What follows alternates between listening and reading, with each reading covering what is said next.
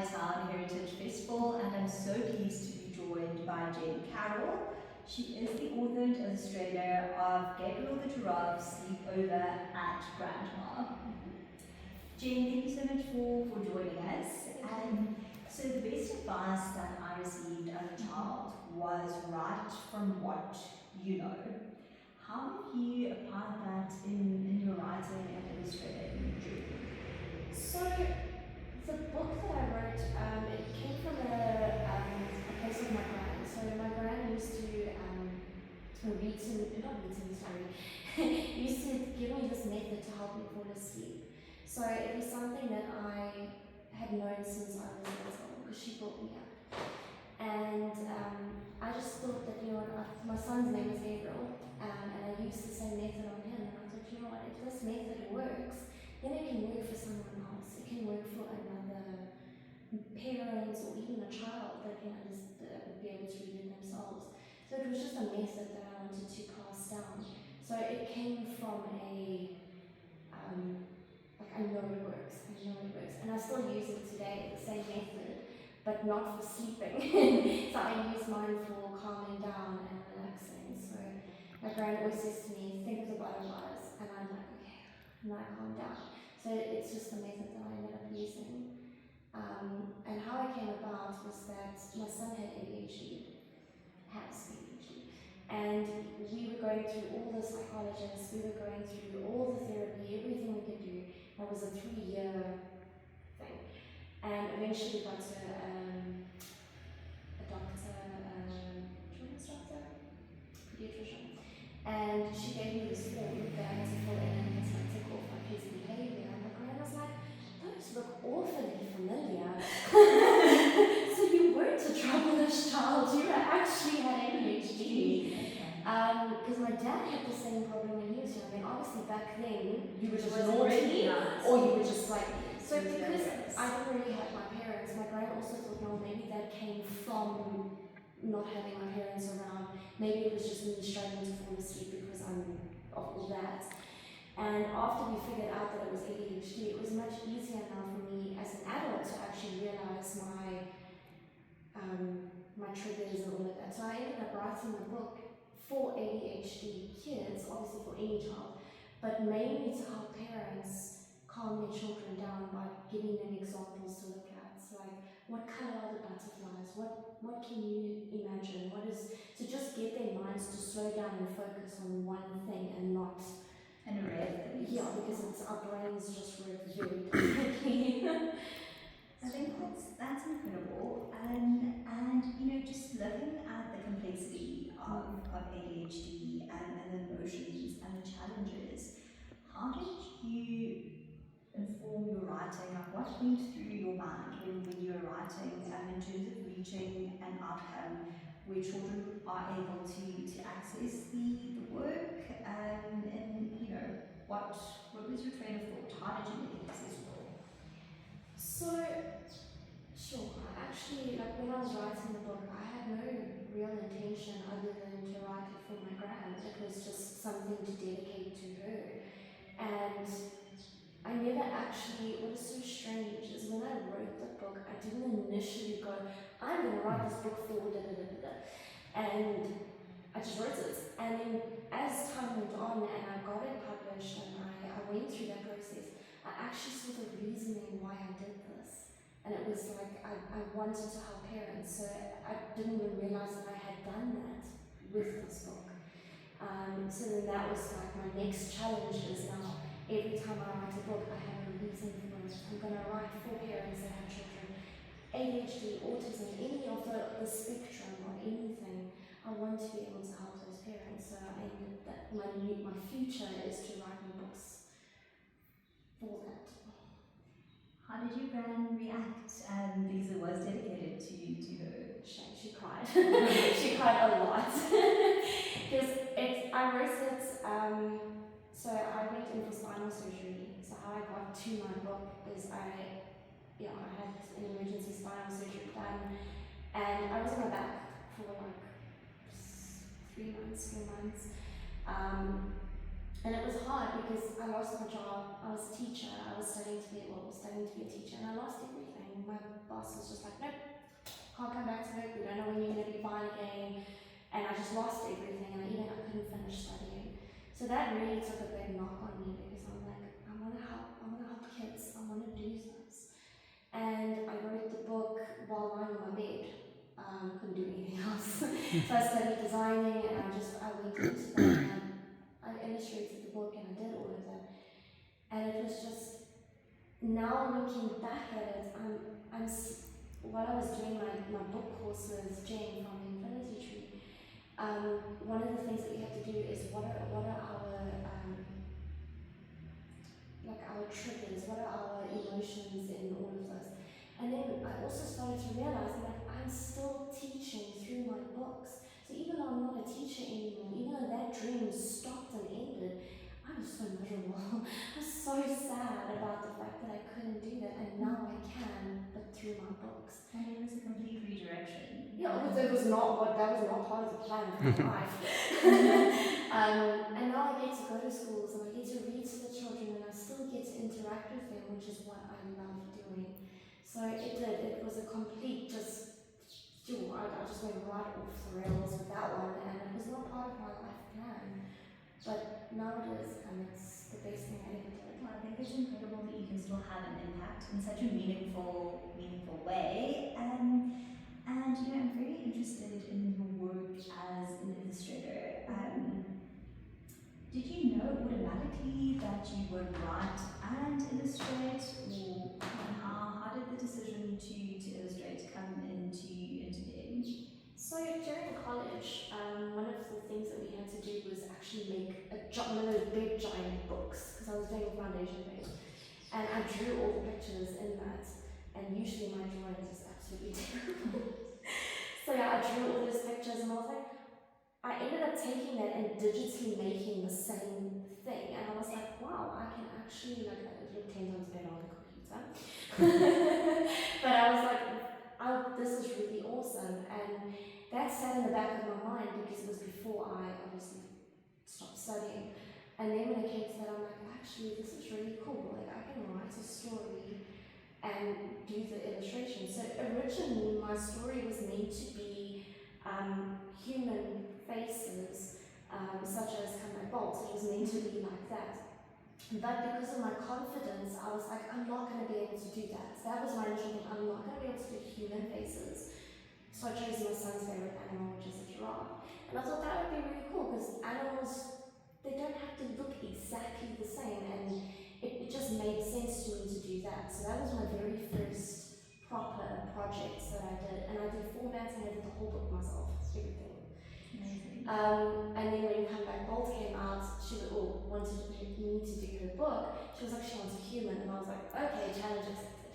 Now I did that, I was like, I can now do this, because I didn't want to do that originally with mine, so it was nice to have that extra challenge. And build your confidence as well with that. And just on illustrations, how do you manage it? And do you think about what you would like something to look like based on your interpretation of what you've read, or do you engage the author and sort of find a balance between how you see it in your mind's eye and how they see it? So everybody's different. I mean, I've had some very different things. So Poetic Flow of Nature, for example, she said to me, she's got all these pictures, she's written all these poems, but she wants to join the two together. And she says to me, but I want those images to look like art pieces. So I was like, okay. So a lot of them in there are her photographs, but there are some of them that she wanted blank pages with just the writing on, and I was like, maybe if I put a background and let her see what it looks like, and she absolutely loved it. She was just like, let's just do every single page needs to have something on it. And so that was the only thing I really got given, was like, just make it look like art. Make it look like art. And then but Comeback Bolt, all she gave me was the words, and she was just like, here's the words, do something with it. I actually interviewed her earlier, and she said to me that you got the illustrations spot on as to how she wanted It was amazing. So like when I did the first 3 pages, I generally do a little bit and then I send it to the author, and I'm like, what do you think, before I go any further and I like spend my entire like month or whatever doing the book and then you don't like it. I sent it to her and she cried. She was amazed, and I didn't think that it was that great. In my eyes, I was just like, okay, it's just a little thing. She was just absolutely amazed by it. And then yeah, so today was the first day I got to see it. So yes, I had a few tears today. I'm very proud of that book. That was a hard one, but I also formatted, illustrated, I put the entire book for her together, and it was that was a fun book, that one. Especially because of the human faces and getting that all right, that was hard. And then Capsule Wardrobe, she had done most of the images or bought most of the images on Nexus and clothing stuff. But I ended up doing fixing the back cover and putting everything together. So I formatted her book, and there were a few illustrations in there that I could do. But her main one was formatting. But every author is different. Everyone is different. But yeah, so with the Infinity Tree, what they normally do when I first started is Jen will ask the author, we'll get what's it called, like a snippet of of their book, and they'll be like, okay, I'm looking for an illustrator, and then she'll find like 4 or 5 illustrators, say here is a little snippet, do something, and set it like a 1 page, and send it to me, and she sends it to the author. So the author has no idea who the illustrators are, so you can't be biased, there's no one. And then she'll choose one and say, I like that one, and that is what happened originally with Walt. And she looked at mine and she was like, I like this one better. And then Jen joined us and we met.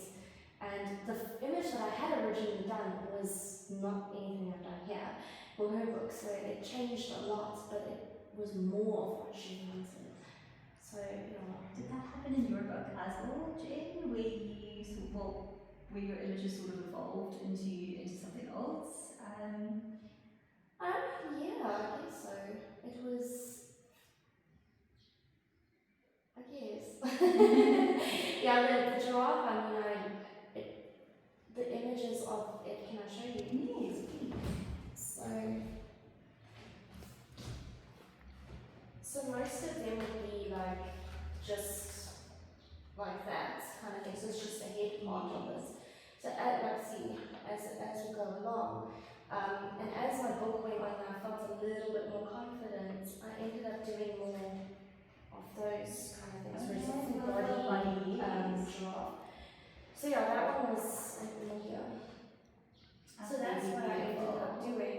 So yeah, I guess my character kind of, as I got more confident during the book, but yeah, so developed as well. Yes. Yeah. And so we've chatted a bit about an Infinity Tree and from an illustrations point of view. And does Jane offer a full spectrum of services?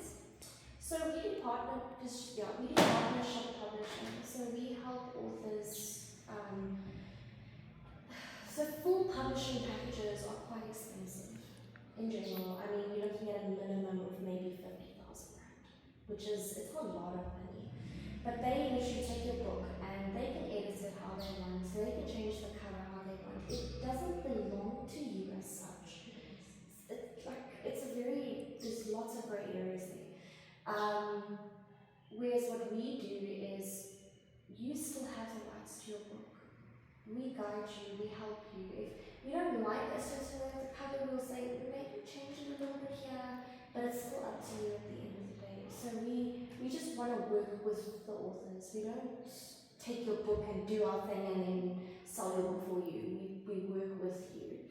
I mean, we have loads of groups on our phones where we'll have the author with us and, part of our package, printing and the editing, the big editing, the illustrations, all of that is separate. Okay. And why we do it that way is because we do a book writing course as a part of our fee.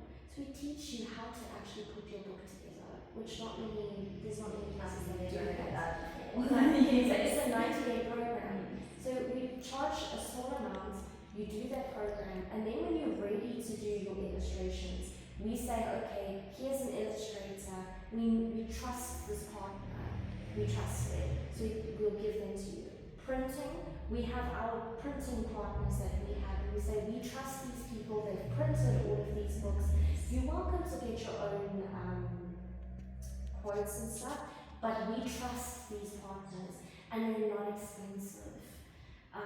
So we sort of guide them into finding the right people that we can trust. I mean, we know someone that gave their book to get edited, and they messed up the book so much, and they spent thousands on these books. And so disappointing. but it's when you're self-publishing, you don't have that guidance of someone saying, you know what, I've got a trusted partner. You just end up finding You live to your own discernment. exactly.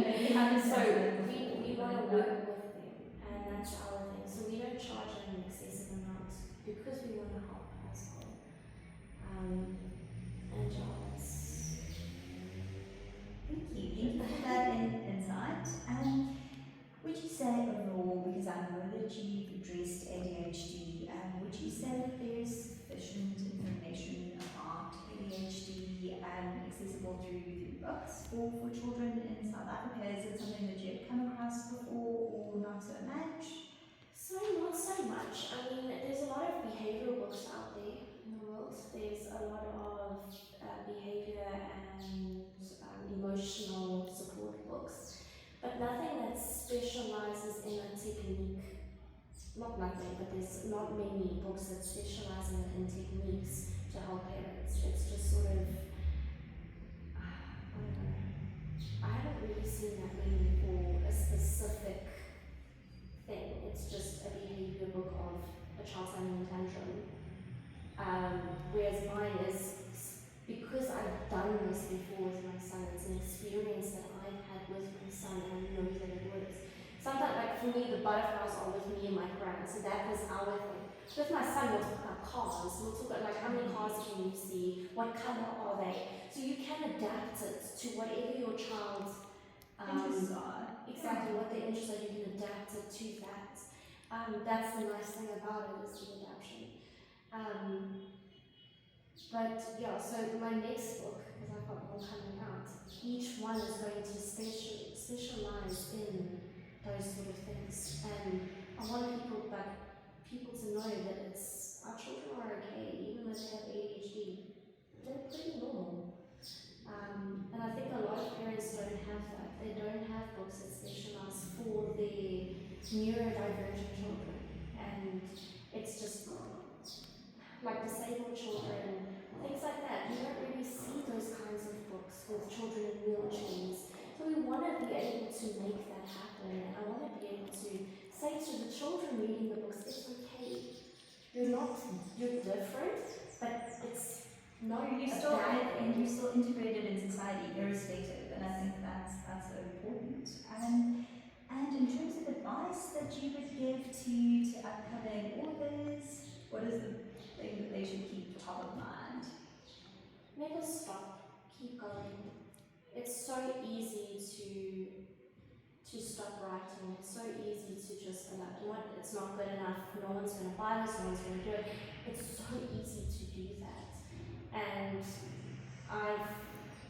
during my entire process of being an author, I've had one or two moments where I'm just like, I didn't sell any books at a book signing thing that I did, and I was like, okay, I'm done. This is ridiculous. I'm silly. My book's rubbish. Like no one's gonna love it. And then Jane from the Infinity Tree was like, pull yourself together. You've got this. It's okay. And I went out there again, and I did it again, and I sold 10 books a day. So it's you just gotta keep going. Just don't lose that momentum, and just find positives in those moments. Like if there's no one around, just be like, oh well, at least I get to have a moment where I can write. So most times, if it's very quiet in my book signings, I write my next story, or I get some ideas.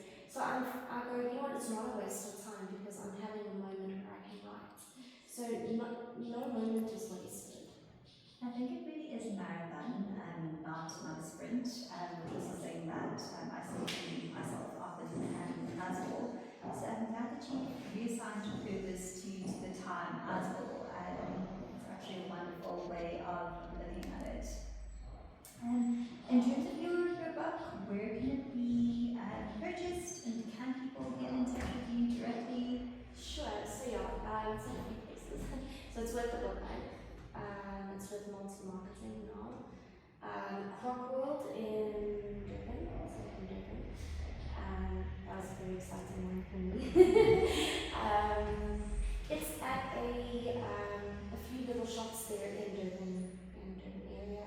I'm trying to get more out there. I do want to get some bookstores this side of the world. You can get it online on theinfinitytree.com. It's our website. And you can order it directly through me as well. I think the work that you're doing is phenomenal. I think that you are giving back. And I mean, there was obviously a redirection in your life, but you're still making a wonderful impact. So thank you so much for doing that.